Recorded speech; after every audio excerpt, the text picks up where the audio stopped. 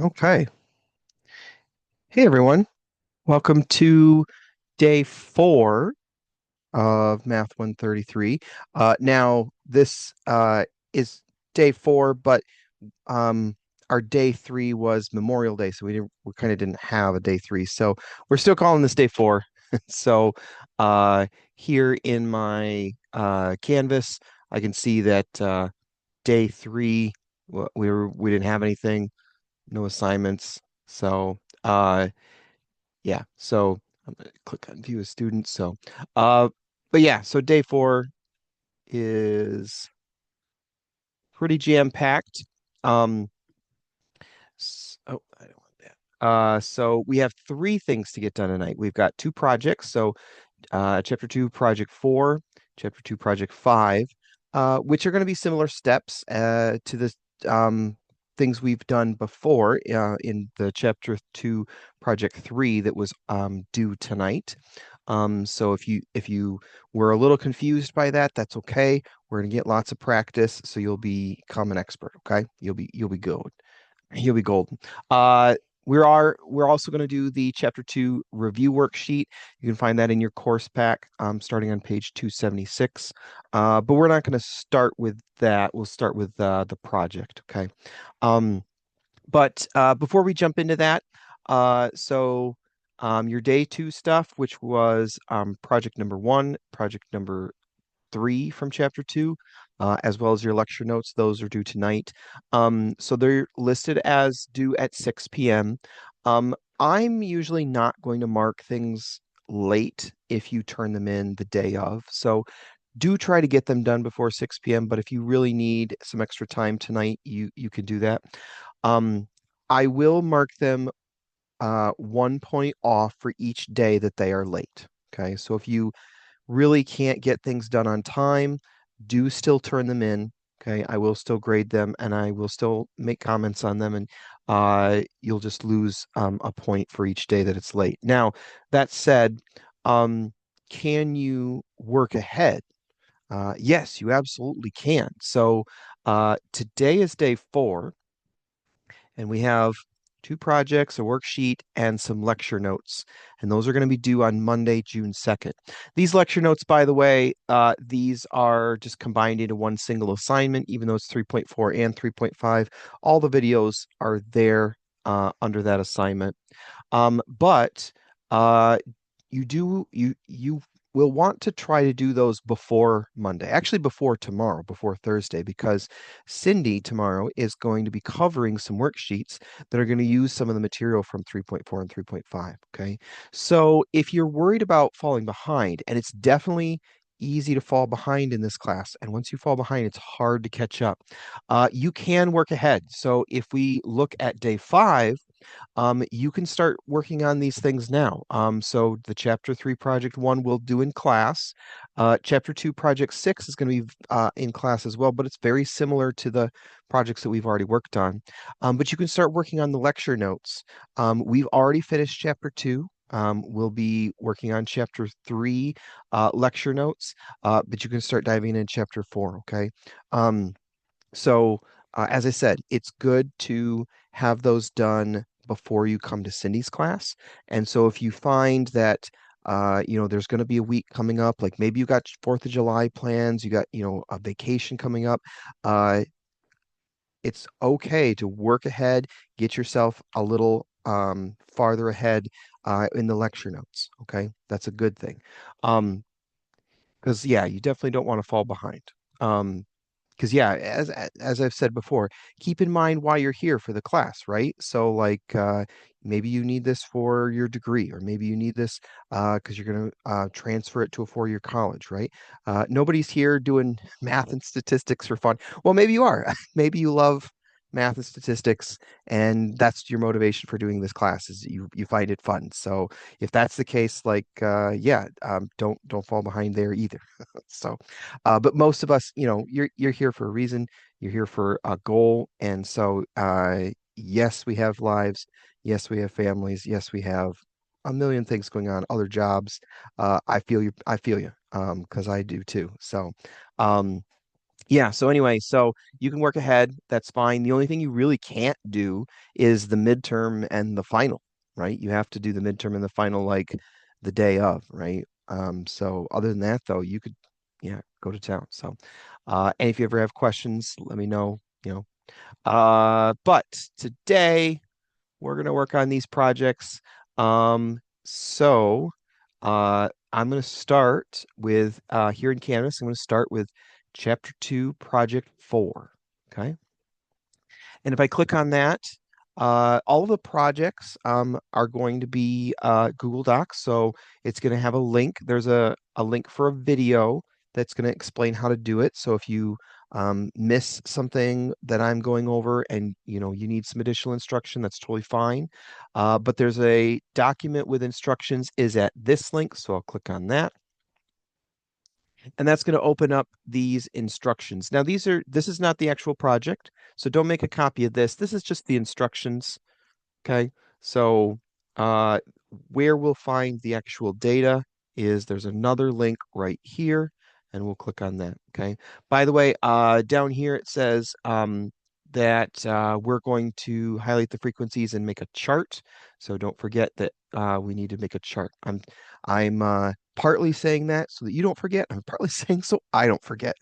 So I think if you watched one of my videos, you might have I might have forgotten to make the chart. So that's important. So I'm going to click on where it says this link, and that'll take me to the spreadsheet that we're going to use today. So it looks like age groups and frequencies. Okay. Um, so this just like before, this is my copy. This is not for where you're going to be able to change anything. So you're going to need to make your own copy under File, make a copy. Okay. And I would love if it has your name in it. Okay. If at all possible. If you need to change the folder, if it says like, you're getting some kind of warning that, hey, you can't do that, um, then you can just do it in my drive. Okay. That's your drive. That'll be your Google Drive. Okay. And then you'll hit make a copy. Okay. So uh, here it is. So this is my copy. Okay. All right. So really same steps that we did for the chapter 2 project 3. We're going to do this often. Okay. So you'll get to be an expert. If last time I was going through this and you're like, I am so lost, that's okay. Like I said, we're going to do this a couple times until you to get it. So class midpoints, relative frequency, cumulative frequency. Okay. Yeah. You guys are going to be experts at this. So, for class midpoints, we want to start with the foundational midpoint. So, on my notes here, foundational midpoint is your lower limit. Can you guys see my screen okay? Plus the next lower limit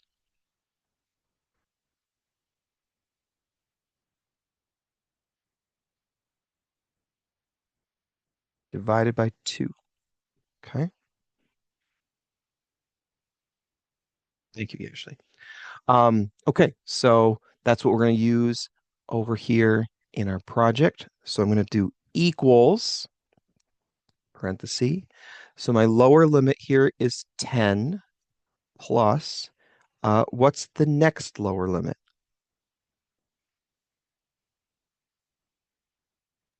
15. Yep, you 15. got it. Yes, indeed. Divide is the forward slash and then 2. Okay. And then once I've typed all that in, I'll hit enter. You'll notice that I'm starting with the first one. In the other project we did, we didn't start with that one because it was like below 30. So there wasn't like a lower limit on it. This one has a lower limit, 10. So that's why I'm going to start with this first one here. And that gives me 12.5. Okay.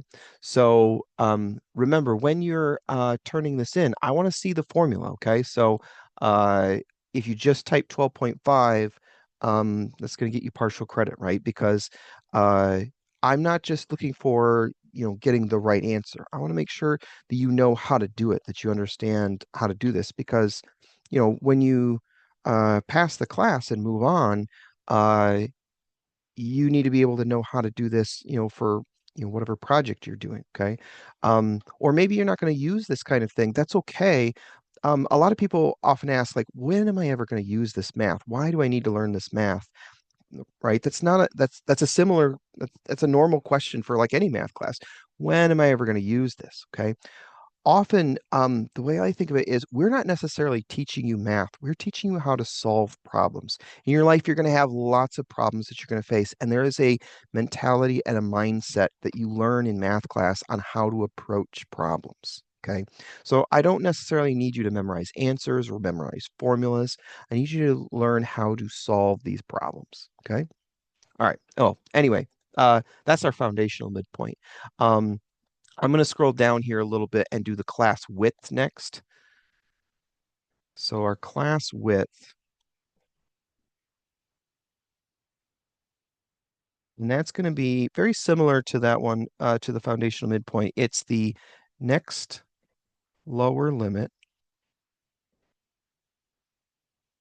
minus this lower limit.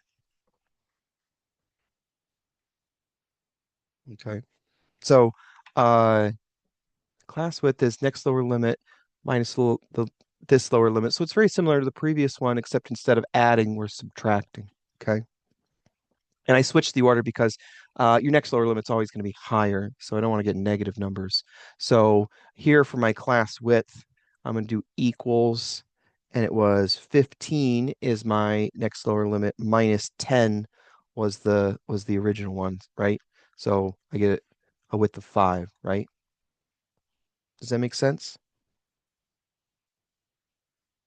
Notice that it's not 4, right? What's 14 minus 10? 14 minus 10 is 4, right? Um, so this looks like it's got a width of 4, and it's not, because if we count on our fingers, like how many numbers are there from 10 to 14? There's, let's see, 10, 11, 12, 13, 14. There's 5 numbers from 10 to 14. Even though 14 minus 10 is 4, wait, that doesn't make any sense. And it's because we're including the endpoints. Okay, this is a problem that is in math class called the fence post problem. I don't if you've never heard of it, that's okay. The fence post problem says that if you include the endpoints, you have to add one. So it's called that because like if I was a farmer and I wanted to make a fence that was 5 feet long and I wanted to put a post every foot, every 1 foot, I'm going to put a post. How many posts do I need? So I'll ask you guys. So if I have a 5 foot long fence and I'm going to put a post once every foot, how many posts do I need? How many do I need to buy?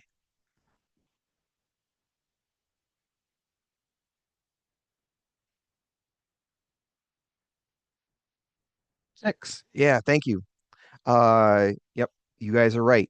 Because even though I'm putting it once every foot, I also need to put a post at the start. Okay. I need to include the 0. Okay. So if I'm doing inclusive, I have to add one. Okay. Anyway, the other reason why this is not 4 is because this is not actually 14, it's 14.999, right?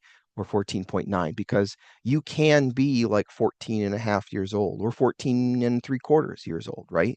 So, this age group right here, even though they didn't list it as 14.99, uh, if I'm at, a little over 14, but still under 15, I'm going to be in this group. Okay. All right. Anyway, that's all good. We got our class width.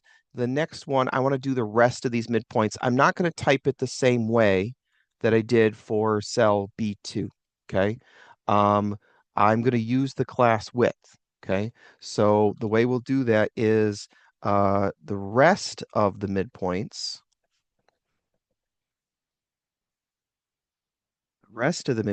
is going to be equal to the previous midpoint plus the class width. Oh man, I'm running out of space. Okay. So to do the rest of the midpoints, I'll take the previous midpoint plus whatever the class width is. Okay. So back over here. So I'm going to use equals. My previous class midpoint was this guy, 12.5. So B2. Okay. And I need it as the cell reference. Okay. I don't want to type 12.5. And then I'll do plus. Now for this, I could use the class width down here, or since the class width is not changing, I could just do 5. Okay. So here I did equals B2 plus 5. Okay, I'm using 5 because that's my midpoint. Okay. If you wanted to use the cell reference here, you'd have to use the dollar signs like we talked about before. Okay, because when you copy it down, you don't want this cell to change, whereas you do want the previous midpoint to change as you go. So, all right. Now I'm just going to copy this formula here. So I'll do Control C or Command C, or I could just hover over uh, this little dot in the lower right hand corner and then drag my formula down, or I can just do paste. Okay. And there's my midpoints. Excellent. All right. So now that we've got that, next thing we need to do is the total right here. Okay. So I have my frequency. We have a lot of students in this class, or I guess it's not a class, but so here's our age groups. Here's our frequency of how many people are in each age group. To add these up, I need to sum. So I'm going to do equals. And Google Sheets is really smart. It's going to guess that you're going to do sum. And if it's right, you can just hit tab. Okay. If not, you can just type it in, sum parenthesis, and then you select the cells you want to add with your mouse, and close your parenthesis, and you should get this number. Okay. Um, Now that's super annoying because I just glancing at this number, I can't tell if this is 5 million or if this is 53,000. So um, this is not required, but I'm going to highlight column C and make it much easier to read by hitting Format, Number, and I want this formatted as just a number. There's lots of different numbers you can do in here. You can do scientific percents, whatever. I'm going to do it as number, and then it's going to add some decimals. I'm going to use this little decrease decimals 0 arrow number button until I don't have any decimals. And I do that because now I can look at this number and say, oh, this is 533,000. It's much easier to read than having to count digits. Okay. Anytime you have a number over 1,000, it's a good idea to do that. Okay. As I said, it's not required. I like to make my reports look nice as part of my job. When I'm, reporting to CEOs and stuff, they need to be able to read the chart easily. So, okay, great. So next is relative frequency. So if you remember from last time, relative frequency,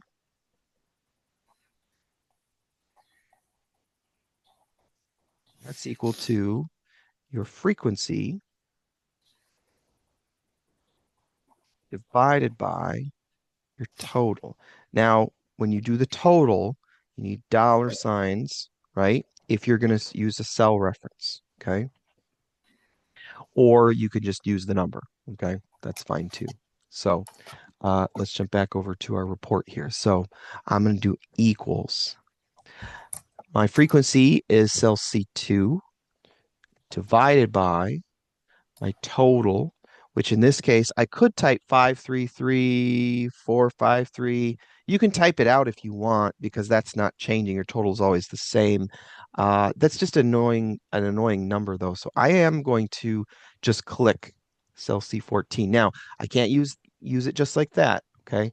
Because I need to put dollar signs in front of my total. So I'll click in here and put a dollar sign C, dollar sign 14, okay? Once again, Google Sheets is going to guess that you want to do that same thing for all of these in this case. I'm going to say no. I'm going to say no, I want to copy it myself. So I'm going to hit Control C to copy that and select these cells, Control V to paste my formula in, okay? And again, this is too many digits, right? Way too many digits. I want it to have 3 digits after the decimal place, okay? Because now it's easy to see, okay, this is 0.159, which still, if I was producing this report for a CEO, I wouldn't display it like this. I would do format, number, and then percent, because percents are much easier to read. Everybody understands percents. I still wouldn't put it as 15.87. That's too many digits. 3 digits is usually enough. This is not a science class where we need to talk about significant figures. Most of the time, it's good enough to have a single decimal after single digit after the decimal for a percent. 15.9%. That's easy to understand, right? You can say, okay, it's not huge, but it's pretty small. Okay. But if you prefer to have it, again, that's not required. You could just leave it as a number like this. That's fine. Okay.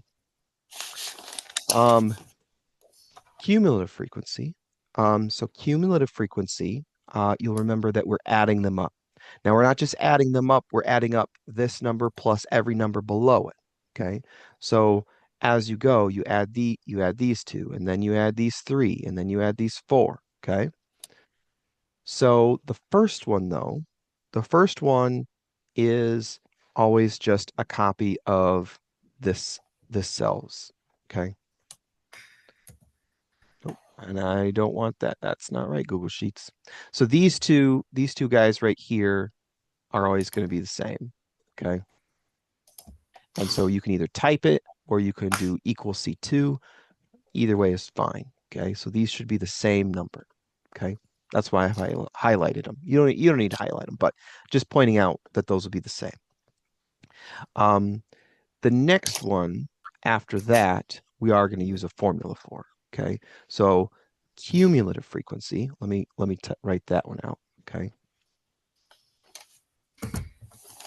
Cumulative frequency equals your frequency plus your previous cumulative frequency. Okay. Frequency. Cumulative frequency is your frequency plus your previous cumulative frequency. Okay. I'll explain what that is. That sounds confusing. Okay. It's just adding two of the cells together. Okay. So right here in E3, I'm going to do equals. My frequency is this one plus my previous cumulative frequency is the one right above it, right? Cumulative frequency is this column. The previous one is this guy. Okay.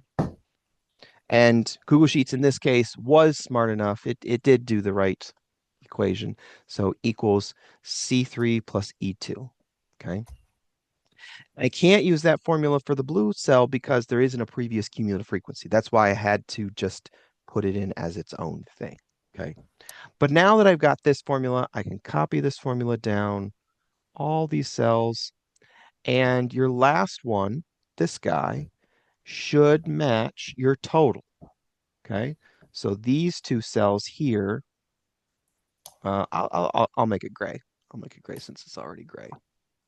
These two cells should match.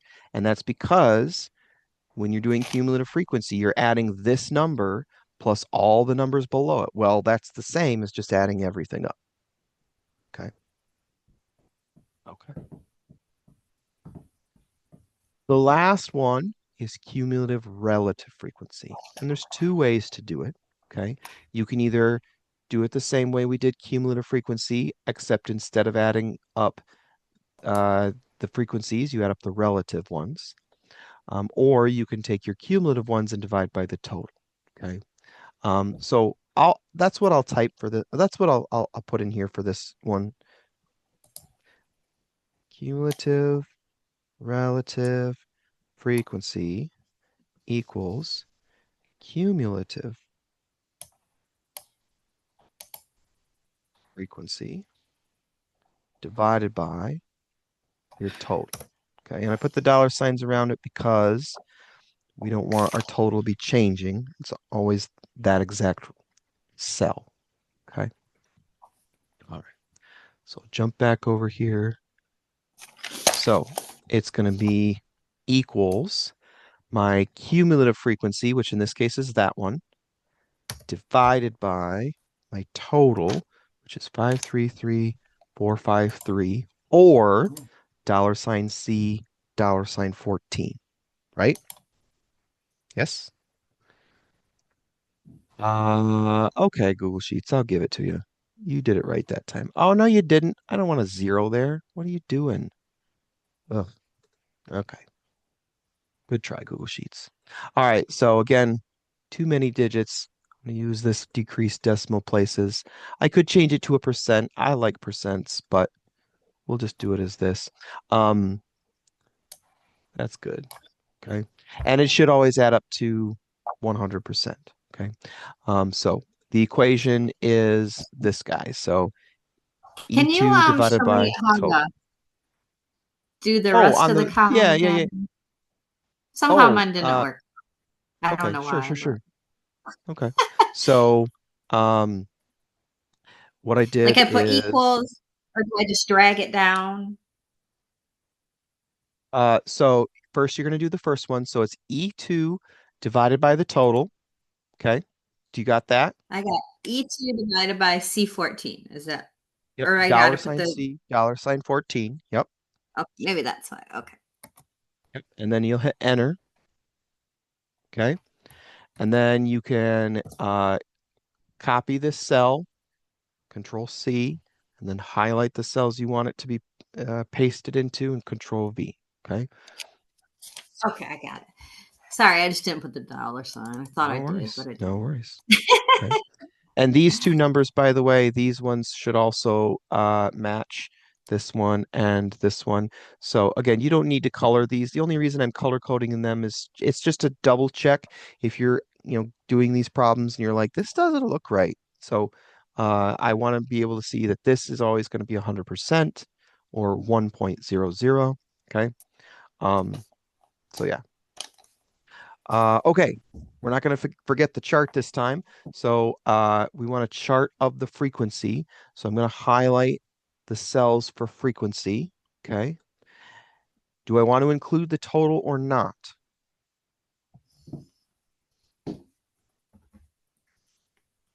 Asking you guys. I'm gonna say No, I do no. not. If you No. do the total, you're going to get something crazy. It's going to look like this with this giant 500,000 bar right here. Okay. It's not what I want. So I need to highlight the cells C2 down to C13, but not include the total. So I just click and drag and select those. And then we're going to do insert chart. Okay. And in this case, it gives us a column chart. You could change it to uh, a line chart, pie graph. We want it as a column chart. Okay. But it is right in the middle of my numbers. I can't see any of the work I did. So I need to move it. So I'm going to click it and drag it over here.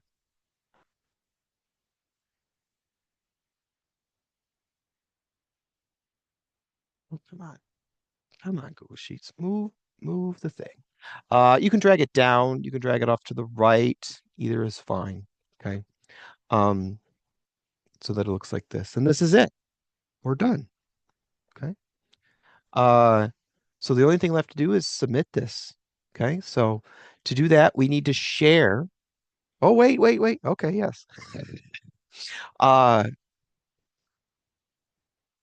Ashley, so you uh can't copy which cell you're trying to copy. This cell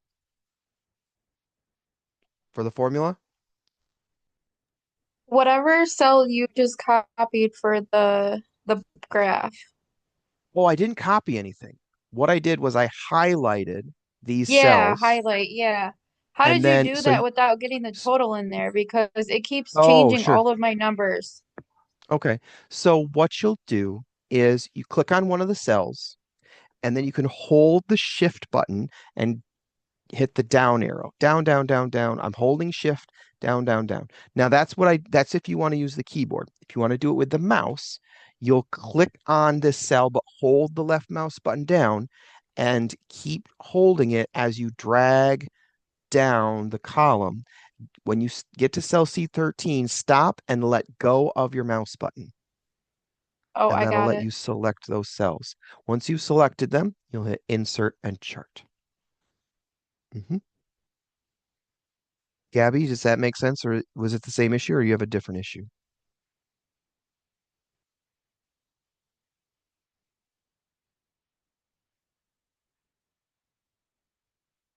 Got it. Okay, excellent. So once you insert your chart, we're going to share this in the upper right corner. We'll click on Share. Make sure it's not restricted because I need to be able to see it. So anyone that you give the link to will be able to see it. And then you'll click on Copy the link, and then we'll take that over to Canvas. So here we are in Canvas. I'm going to scroll down to Web URL, and I'm going to paste that in there. So I could Control V, or you can right click and click paste. Oh, I can show you, Ashley. So um, when I was here, I hit share,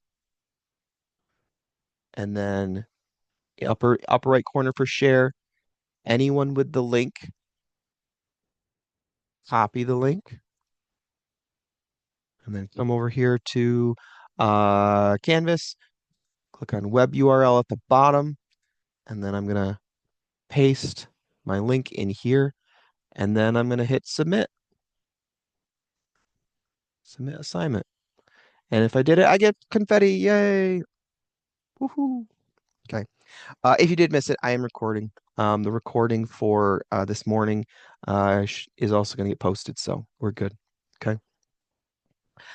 All right. Nice job, everybody.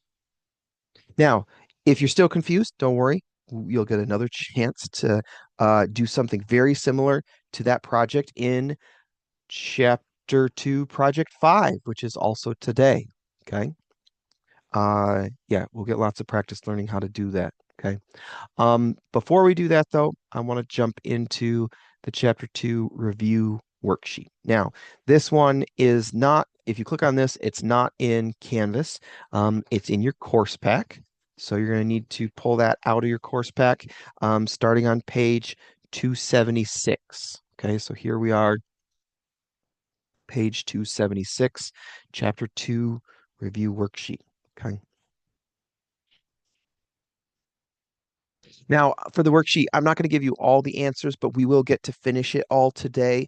We're going to break up into some groups a little later, and you'll get to finish it in your groups.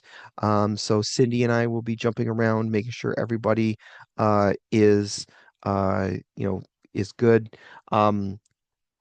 For this worksheet, though, I want to give you some big hints for some of the complicated ones.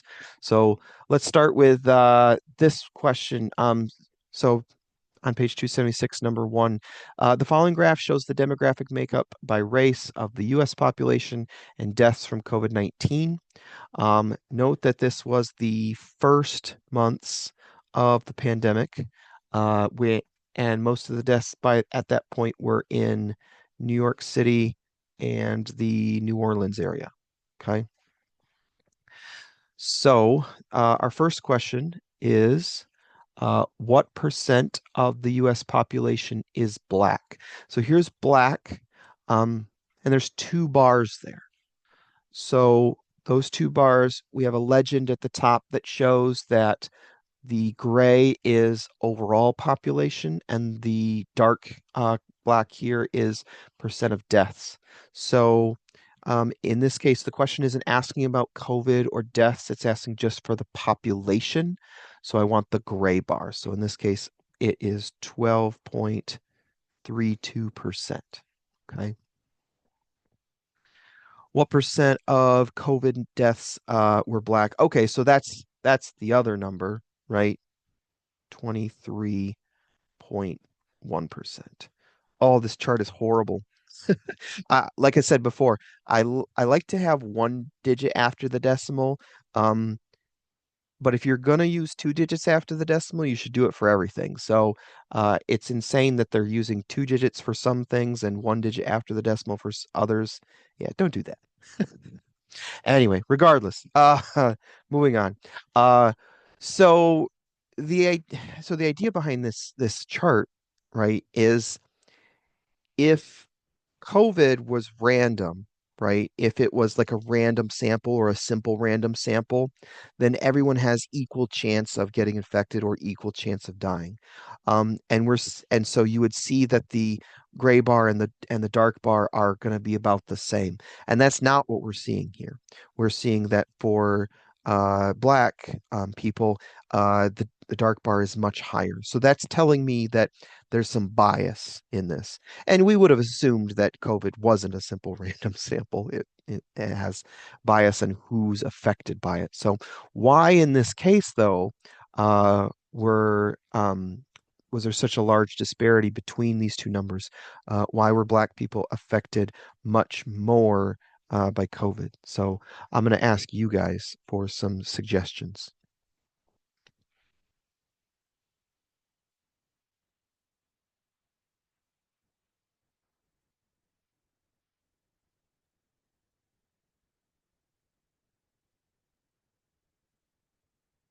I'm still Yep, trying to healthcare figure coverage. out the graph.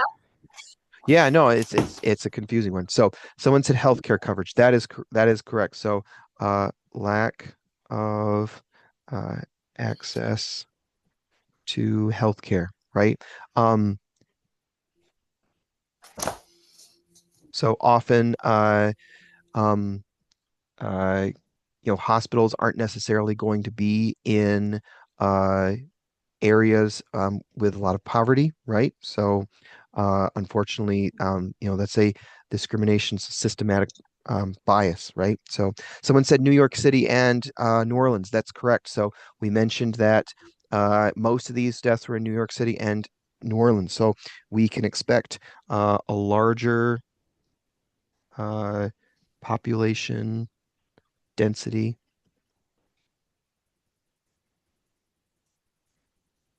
of black blacks in New York City and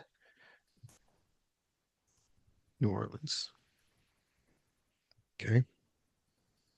Um, yeah, so then uh we mentioned, someone who is black, unfortunately, there's higher poverty uh in those areas because you might not be able to afford that healthcare, right? You might not be able to afford respirator. Okay. So, um, when we are, creating charts and graphs and things, um, part of our job as a data analyst is not just to make those charts, because looking at this chart, you're right, it's confusing. I'm still trying to figure out what they're trying to say.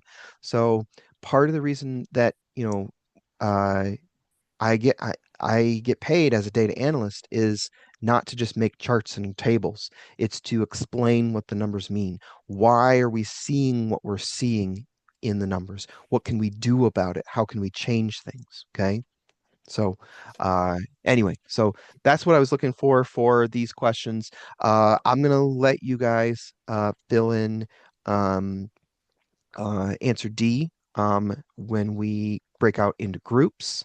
But let's turn to the next page, page 277, and let's look at some questions on this page. Okay. So the following graph shows how many NBA games players played in the 2019 to 2020 season. So this is a histogram, and you'll notice that we have, the bars are touching. Okay, that's one of the ways I know this is a histogram. Also, I can see that I have numbers on my x-axis. Now, these numbers from 0 to 5, this is actually 0 to 4.99, right? Or 4.999. So it is possible to play half of a game or three-quarters of a game. I'm not sure if they're measuring it by integer games or if they are allowing half games or whatever in this. But keep in mind that if we're ever looking for like the higher limit, it's 4.9. Someone who has played 5 games exactly is going to be in this second bucket. Okay. So what is the shape of this distribution? So shape was covered on page 45. So left skewed, symmetric, or skewed right. Um, this one, if I was at the top and I was going to ski one way, I don't want to ski off the cliff, so I'm going to ski to the left. So it's skewed left, right? Skewed left. Okay. Um, and really, skewed left has to do with the mean and the median, right? Um, if the mean is to the left of the median, then it's skewed left, okay? So skewed left means the mean is to the left. That's how I remember it. So, uh, anyway, so uh, this is almost symmetric. If I had, some bars that were a little higher here, I would probably call it symmetric. The bars, by the way, it doesn't have to be perfectly symmetric for us to call it symmetric. Okay. It just has to be close. All right. Nothing's ever perfectly symmetric. Okay. For part B, how many players were there in the NBA in the 2019 to 2020 season? Uh, okay. So how would I get that? I can see how many people, there were 38 people that played 0 to 5 games. But if I want the total, I have to add them all up. You got it. Yep, add them all up. Thank you, Ashley. Okay. So this number plus this number plus this. Okay. So I'm not gonna do that here. You guys can do that in the breakout rooms. Just giving you some hints. So this one's pretty easy. That one's pretty easy. Careful with question E. It's pretty easy, but be careful with it. F. Explain why we do not know what was the maximum number of games played in the 2019 to 2020 season by a player. Well, we do, right? So this bucket is the biggest bucket, 65 to 70. This is actually 65 to 69.9, right? But someone in here, there was 20 people in here that are in this bucket. So someone in there played the most games. So isn't it 69.9? Isn't that the most? No, it's not. Why don't we know what was the most games played by a person?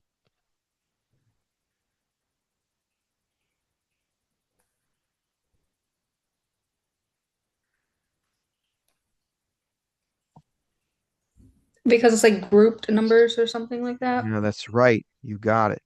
So we know 20 players played 65 to 69.9 games, but they are binned, or we can use your wording, grouped, or they're classed. So we do not know individual game frequencies, right? So there you go. Yeah, some are half, yeah. So yeah, because you could play half a game, yeah. So okay. So I'll let you guys try part G. So let's move on. Page 278.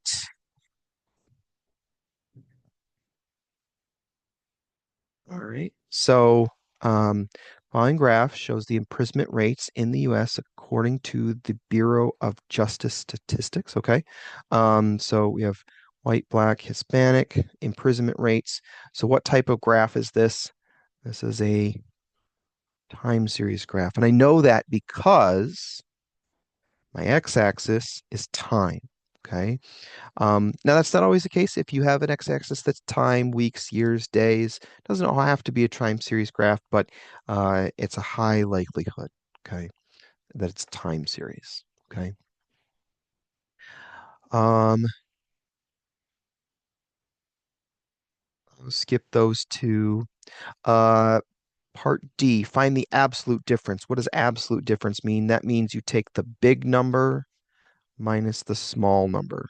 Difference means subtract, and absolute means like absolute value. You want to make sure you only have a positive number. So we'll just take for we'll take the answer for B and the answer for C and we'll subtract them. Whichever one's higher, we'll put that one first in our subtraction. Okay, no big deal. So interpret the value of this in context. That just means compare B and C. Okay. Same thing for F. Absolute difference means big minus small. Okay. And we're going to compare B and E. Okay. All right. I can't see what you wrote on the bottom. Yeah, sorry. I'm zoomed in too much. Yeah, apologize for that.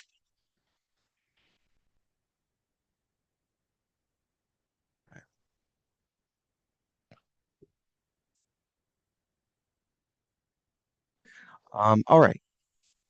And then for the last page. Now, this one is the same thing that we did for the project, right? So we're going to do class midpoints and relative frequencies, cumulative frequencies. But I can't really put formulas on the paper, okay? But the good news is this is chapter 2, project 5. So I'm going to pause for a moment, okay? If I, when I get done with my worksheet, I can upload it or whatever. But if you do this, you've also finished chapter 2, project 5 for day 4. Oh, why is it not working? Here we go. Here we go. So here's chapter 2, project 5. And when I click on this link, it's going to give me instructions that look like this. Okay. And then if I hit this link, it's going to bring me here. Okay. And these numbers right here are the same numbers as our as our chapter 2 review worksheet. So I would suggest working on the project together, okay? And then once you have those, you can just write the numbers here, and then we have some additional questions about that here in the review. So how many students, what's the lower limit, things like that. What's the shape? So the shape of the graph, okay? So don't forget to graph your frequencies.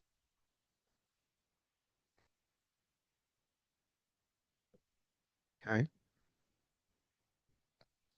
Um, and then what percentage of students had between 20 and 29 interactions? So here's 20, here's 29. So these two, you'll need to add them. What percentage of students? So percentage is relative. So we're adding our relative frequencies. Okay. All right. For part H, what percentage of students had 14 or fewer social interactions? So percentage, now this one's, so it's when you see percentage, it means it's relative, okay? But since it's 14 or fewer, this is actually our cumulative relative frequency, okay? Part G, I skipped that one, sorry. That one is cumulative frequency.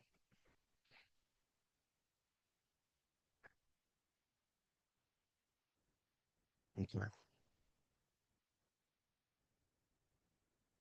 All right, so I'm gonna break us up into some groups. Um, Cindy, I'm gonna let's see. So, um,